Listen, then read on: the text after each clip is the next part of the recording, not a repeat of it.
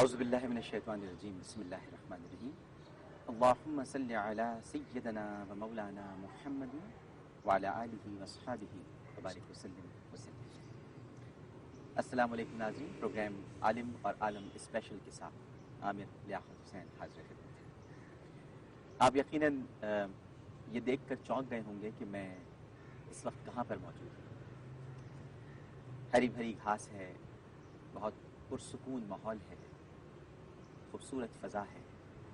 میرے بالکل سامنے رنگ برنگی گلوں کے ساتھ خوبصورت گملے رکھے ہوئے ہیں جن سے عالم اور عالم لکھا گیا ہے. یہ اتنا سکون کہاں پر ہو سکتا ہے؟ ناظرین کرام، میں ایک ایسی درسگاہ اور ایک ایسے ادارے میں موجود ہوں جس کی نسبت ہی بڑی محترم ہے. نام ہے اس کا جامع اشرفیہ. اور جب اشرفیہ کا تصور آتا ہے تو ایک بہت بڑے بزرگ، بہت بڑی ہستی حضرت مولانا اشرف علی تھانوی رحمہ اللہ تعالی، ان کے نام کی نسبت اس مدرسے سے جڑی ہوئی ہے، اس ادارے سے جڑی ہوئی ہے. اور آج میں اسی ادارے میں موجود ہوں. میری بڑی خواہش تھی ناظرین کرام کہ کبھی کوئی ایسا موقع آئے، کوئی ایسا مرحلہ ہو کہ میں لاہور جاؤں اور لاہور جانے کے بعد اس ادارے میں کہ جہاں سے علم کے بڑے بڑے روشن چراغ ایسے روشنی پھیلانے کے لیے باہر گئے کہ آج بھی ان کی ذوفشانیاں اور ان کی رہنمائی سے چراغ جلتے چلے جا رہے ہیں.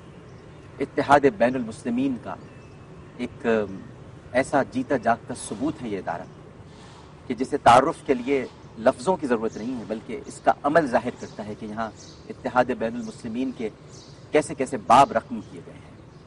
یہ وہ ادارہ ہے ناظرین کرام پاکستان کے کہ جہاں ہر مکتب فکر سے تعلق رکھنے والے افراد نے تعلیم حاصل کی ہے اور کر رہے ہیں. مولانا مفتی محمد حسن رحمہ اللہ تعالی، کبھی دیکھا ہوگا انہوں نے کوئی خواب کہ بھارت سے آئیں گے اور آنے کے بعد پھر یہاں پر کوئی ایک ایسا ادارہ قائم کریں گے، اور ایسا ہوا.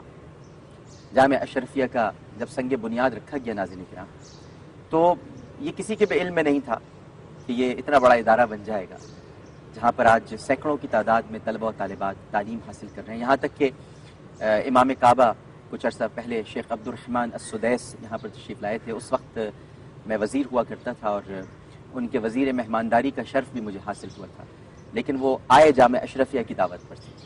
یہیں پر ایک یعنی جلسہ تقسیم اسناد تھا اور اس کے علاوہ بھی آپ نے یہاں پر سنگ بنیاد رکھا تھا، اور جہاں پر آج کل دور حدیث ہوتا ہے اسی جگہ پر جہاں آپ بیٹھے ہوئے وہاں آپ نے سنگ بنیاد رکھا تھا. اور اتنی خوبصورت وہ محفل ہوئی تھی. پھر اس کے بعد شیخ عبد الرحمن السدیس وفاقی حکومت کے مہمان بن گئے تھے، لیکن در حقیقت وہ مہمان جامع اشرفیہ کے تھے اور یہاں تشریف لائے تھے. تو مفتی محمد حسن خان صاحب نے تو خواب ضرور دیکھا ہوگا، اور یہ تو اب ہم اگر اپنے گناہوں سے بچ گئے اور جنت میں اگر ہمیں جانے کا موقع مل گیا، جس کی امید رکھنی چاہیے، مومن تو امید اور خوف کے درمیان جیتا ہے، تو ضرور مفتی حسن خان صاحب سے پوچھیں گے کہ آپ نے کیا سوچ کر جامع اشرفیہ کی بنیاد رکھی. لیکن یہ ضرور ہے کہ میں ابھی تھوڑی دیر پہلے ہمارے مجیب الرحمان انقلابی بھائی ہیں، وہ ہمیں لے کر ایک مسجد میں گئے اور مجھے بتانے لگے کہ یہ مسجد حسن ہے. لیکن بھائی مسجد ہے ٹھیک ہے، لیکن اس مسجد کی ایک آپ کو فضیلت بھی بتاؤ. میں نے ان سے پوچھا کہ یہ ضرور بتائیے آپ. تو فرمانے لگے کہ اس مسجد کے بارے میں نبی کریم صلی اللہ علیہ وآلہ وسلم نے خواب میں تشریف لا کر یہاں کے علماء کرام کو یہ بتایا تھا کہ کیونکہ مفتی حسن صاحب یہاں بنانا چاہ رہے تھے تو پہلے لوگوں نے انکار کیا تھا، بعد میں کہنے لگے اچھا ٹھیک ہے پھر ہم یہیں بنا دیتے ہیں جس جگہ پر آپ کہہ رہے ہیں. کیونکہ پہلے انکار اس بنیاد پہ تھا کہ بھئی اتنی اندر ہے لوگ کیسے آئیں گے. لیکن پھر اس کے بعد جب ان کی بات مان لی تو انہوں نے پوچھا بھئی کیوں مانی؟ تو انہوں نے بتایا کہ سرکار تشریف لائے تھے اور انہوں نے آ کر بتایا کہ یہیں پر مسجد بننی چاہیے. اور پھر آپ نے اپنے عصا مبارک سے یا چھڑی مبارک سے جو روایات پتہ چلی ہیں یہاں پر، آپ نے محراب بھی وہاں پر باقاعدہ بنائی اور یہ سمجھایا کہ اسی جگہ پر محراب بنے گی، اور پھر وہیں پر آج محراب بھی قائم ہے. ہم نے بھی اس مسجد میں نماز عصر بھی پڑھی ہے. اور اس کے علاوہ مفتی حسن صاحب نے ان کے انتقال کے بعد ان کی تو بڑی خدمات ہیں ناظرین کرام، اور اس کے لیے ایک الگ پروگرام ہم ضرور ترتیب دیں گے، آپ ضرور دیکھیں گے. لیکن ان کے جو صاحبزادگان تھے مولانا عبد الرحمن اشرفی صاحب اور مولانا عبد الرحیم صاحب، مولانا فضل الرحیم صاحب، انہوں نے بچوں نے جو کردار ادا کیا ہے تینوں نے. اور اب تو ظاہر ہے کہ نہ عبد الرحیم صاحب اس دنیا فانی میں موجود ہیں اور نہ ہی عبد الرحمن اشرفی صاحب، اور ساری ذمہ داریاں مولانا فضل رحیم صاحب پر ہیں، لیکن اس کے باوجود جس طرح سے وہ ذمہ داریاں ادا کر رہے ہیں، طلبہ و طالبات کا یہاں جو خیال رکھا جا رہا ہے، جس طرح تعلیم دی جا رہی ہے، اور کون سی تعلیم جس پر ویسٹ کو بڑا اعتراض ہوتا ہے کہ مدرسوں میں تو جی آپ صرف عالم بنا رہے ہیں اور اس کے علاوہ تو کچھ تیار نہیں کرتے. جناب یہاں پر عصری تعلیم بھی دی جاتی ہے، یہاں کمپیوٹر بھی سکھایا جاتا ہے، یہاں پر انگریزی بھی پڑھائی جا رہی ہے. یہ پوری ایک یونیورسٹی ہے. کوئی یہاں پر آ کر دیکھے تو صحیح، کہنا بہت آسان ہے، تنقید کرنا بہت آسان ہے، لیکن جب آپ اس ماحول میں آئیں گے تو آپ کو اندازہ ہوگا کہ آپ کتنی بڑی درسگاہ میں آئے ہیں، جو از خود ایک بہت بڑی مادر علمی کا ایک نظریہ بھی رکھتی ہے. اور ویسے بھی میں تو مدرسے کو ہمیشہ کہتا ہوں مدرسہ ہے، یعنی مدرسے کا مطلب یہ ہے کہ مدرسہ یعنی ماں جیسا ہے. اگر آپ اس کو ویسے دیکھ لیں تو یہ ایک مدرسہ ہی ہے، ایک ماں جیسا ہی ہے. اور یہاں پر بڑے بڑی ہستیاں یہاں سے پڑھ کر نکلی ہیں. لیکن آج جو ہم یہاں پر موجود ہیں ناظرین کرام، اور جو علمی شخصیات جو آج ہمارے ساتھ تشریف فرما ہے، جو مجھے یہ اعزاز حاصل ہو رہا ہے، جو شرف مل رہا ہے کہ میں ان سے گفتگو کر سکوں گا، ہم ناظرین کرام کچھ چیزوں میں بڑے الجھے ہوئے ہیں. اور ظاہر ہے کہ اب رہنمائی کرنے والے قافلے دلدلوں میں جا ٹھہرے، رہنما پھر بھی رہنما ٹھہرے. اب رہنمائی کرنے والے اگر درست سمت کی طرف اشارے نہ کریں اور آپ کی رہنمائی نہ کر سکیں تو پھر انسان الجھا رہتا ہے. ہمارے دلوں سے خوف خدا نکلتا جا رہا ہے. گزشتہ دنوں واقعات آپ نے جب میں نے پروگرامز کیے کہ 4 سال کی بچی، 5 سال کی بچی، 7 سال کی بچی، ان کی عزتوں پر حملے کیے گئے، ان کو قتل کر دیا گیا. کیا دور فاروقی میں ایسا ہو سکتا تھا ناظرین کرام؟ اور کیا بچ جاتے وہ لوگ؟ کیا ان کے لیے کیس چلتے؟ حضرت عمر کی تلوار ان کا فیصلہ کرتی. لیکن ظاہر ہے کہ جب قانون کمزور ہو جائے، انصاف کی آنکھوں پہ پٹی بندھ جائے اور صرف یعنی جو طبقات اشرافیہ کے لوگ ہیں ان کی باتیں سنی جانے لگیں، جو پہلے زمانے میں ہوتا تھا. اور نبی کریم صلی اللہ علیہ وآلہ وسلم نے حضرت اسامہ بن زید رضی اللہ تعالی عنہ کو یہ کہہ کر تنبیہ کی تھی، تم سے پہلے والی قوم اس لیے تباہ ہوئی کہ وہ طبقات اشرافیہ کی سفارشیں لے کر آیا کرتی تھی. میری بیٹی فاطمہ بھی چوری کرتی تو میں اس کے بھی ہاتھ کاٹ دیتا. تو اب یہ ایسا نہیں ہے. اب تو جرم ہوتا ہے، کسی کو کوئی فکر نہیں ہوتی. بالکل اسی طرح ہمارے جو دین کی اساس تھی، جو عقائد کی جو ہماری بنیاد تھی، آج اس پر انگلیاں اٹھاتے ہیں لوگ. اور ہم اپنی آئیڈینٹی پر شرمندہ ہو گئے ناظرین کرام. ہم اپنے مسلمان ہونے پر شرمندہ ہیں. اگر ہمیں پتہ چلتا ہے کہ ناموس رسالت ہمارے دین کا حصہ ہے تو ہم شرمندہ ہو جاتے ہیں. ختم نبوت ہماری اساس بنیاد ہے تو ہم شرمندہ ہو جاتے ہیں. کیا ایسا بھی ہے؟ کیونکہ ہمیں بتایا ہی نہیں گیا، ہمیں پڑھایا ہی نہیں گیا کہ دین کی بنیاد، دین کی اساس کن چیزوں پر ہے. اور پھر سب سے بڑھ کر یہ کہ ہم فرائض سے دور ہوتے جا رہے ہیں، نمازوں سے دور کیا جا رہا ہے، نمازیں پڑھنے کی طرف رغبت نہیں دلائی جا رہی. اور بس یہ کہہ کر کہ جناب اللہ کا ذکر کریں، اللہ کی تعریف بیان کریں، لوگوں کا خیال رکھیں. بالکل رکھیں جناب، حقوق العباد کی بڑی اہمیت ہے، لیکن حقوق اللہ کی بھی اہمیت ہے، اس سے بھی دور کیا جا رہا ہے، یعنی مسجدوں سے دور کیا جا رہا ہے. تو یہ کچھ علماء کرام ہیں جو اس دور میں بھی خاموش رہ کر اپنا کردار ادا کر رہے ہیں. یہ مدارس، یہ درسگاہیں، یہ ادارے اگر نہ ہوتے ناظرین کرام تو شاید ہم گمراہی کے ان اندھیروں میں چلے جاتے جن کے بارے میں قرآن پاک میں ارشاد ہے کہ لقد من اللہ علی المؤمنین اذ بعث فیہم رسولا من انفسہم یتلو علیہم آیاتہ ویزکیہم ویعلمہم الکتاب والحکمہ اور وإن كانوا من قبل لفی ضلال مبین، کہ ہم اس سے پہلے جو نری ضلالت اور گمراہی کی گھاٹیوں میں پڑے ہوئے تھے، اللہ تعالیٰ ہمیں ان گھاٹیوں سے بچائے.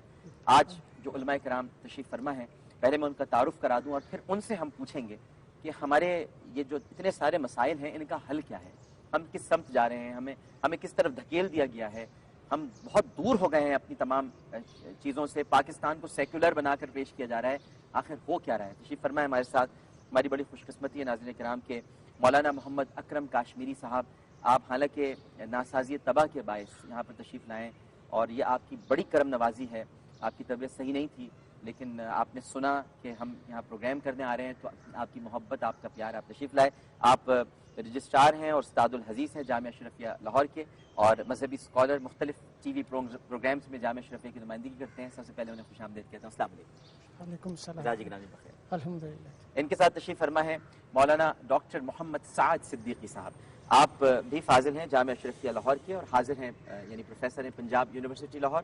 اس کے علاوہ بر صغیر کے نامور عالم دین جن کا میں نام لوں گا تو یقیناً آپ کا جو ادب کا اور عقیدت کا رشتہ ہے وہ ضرور گواہی دے گا کہ کتنے بڑے عالم تھے. مولانا محمد ادریس کاندھلوی رحمہ اللہ تعالی، وہ جامعہ اشرفیہ کے شیخ الحدیث تھے اور وہ ظاہر ہے کہ ان کے جو والد گرامی اور حضرت مولانا محمد مالک کاندھلوی بھی جامعہ اشرفیہ کے لاہور کے شیخ الحدیث رہے ہیں، آپ کے والد گرامی رہیں، اور مجلس شورا میں بھی تھے، میری والدہ بھی اس زمانے میں مجلس شورا میں تھی، محمودہ سلطانہ. تو مولانا ڈاکٹر محمد سعد صدیقی صاحب بھی ہمارے ساتھ تشریف فرمائے. السلام علیکم. وعلیکم السلام. طبیعت ٹھیک ہے؟ جی الحمدللہ. ان کے ساتھ حاضر و موجود ہیں حضرت مولانا محمد یوسف خان صاحب. آپ استاذ الحدیث ہیں، جامعہ اشرفیہ فیروز پور روڈ لاہور. ریڈیو پاکستان سے قرآن کریم اور ساری زندگی عرصہ 25 سال سے مذاہب جدید مسائل کے بارے میں مختلف کتب آپ نے لکھی ہیں. تقابل ادیان، اس کے علاوہ کھجور کی اہمیت و افادیت قرآن و حدیث اور طبی اصولوں کی روشنی میں. کھجور، ناظرین کرام، مسلمان کے ایمان کو بھی کھجور سے تعبیر دی گئی ہے، اس کے درخت سے.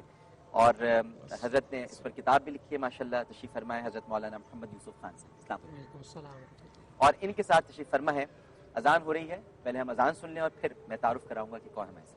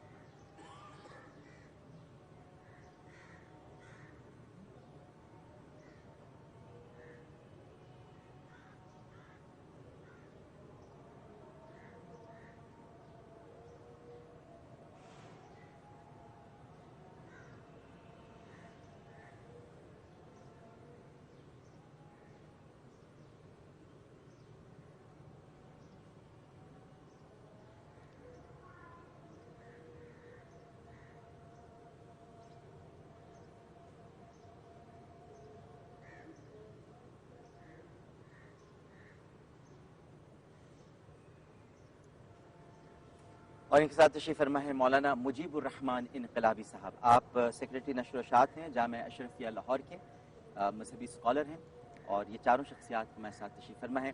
گفتگو کا آغاز کرتے ہیں، بیچ میں ہم نماز کا وقفہ بھی لیں گے. اور آپ کیونکہ ایک علمی درسگاہ ہے تو یہ کیسے ممکن ہے کہ ہم نماز سے دور ہو جائیں، تو آپ سب لوگ ہمیں ظاہر اس نظارے میں بھی دیکھیں گے کہ ہم ان کی ابتدا میں نماز پڑھیں گے. ایک سوال پہلے آپ سے کر لوں، اس کے بعد پھر ہم ایک وقفہ لے لیتے ہیں.